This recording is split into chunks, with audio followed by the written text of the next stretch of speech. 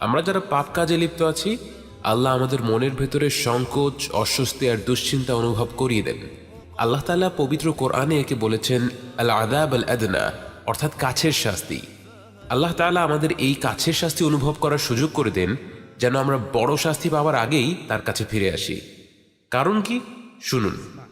وَلَنُذِيقَنَّهُم مِّنَ الْعَذَابِ الْأَدْنَى دُونَ الْعَذَابِ الْأَكْبَرِ لَعَلَّهُمْ يَرْجِعُونَ ظَهَرَ الْفَسَادُ فِي الْبَرِّ وَالْبَحْرِ بِمَا كَسَبَتْ أَيْدِي النَّاسِ لِيُذِيقَهُم بَعْضَ الَّذِي عَمِلُوا لَعَلَّهُمْ يَرْجِعُونَ।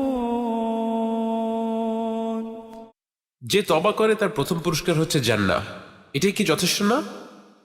কিন্তু শুধু তাই নয়, সে আখিরাতের আগে এই দুনিয়ার জীবনেও সুখে শান্তিতে থাকবে। من عمل صالحا من ذكر أو أنثى وهو مؤمن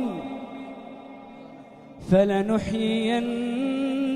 حياة طيبة وأن استغفروا ربكم ثم توبوا إليه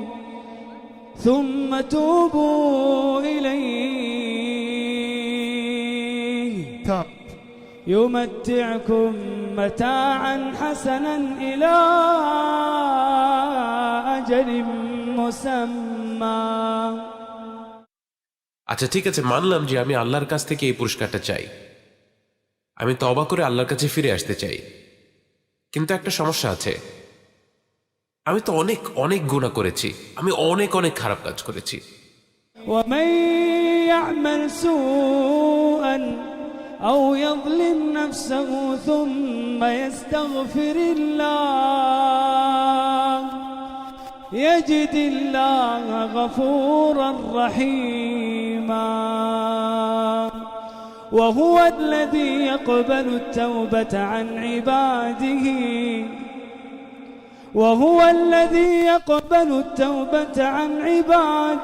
ويعفو عن السيئات।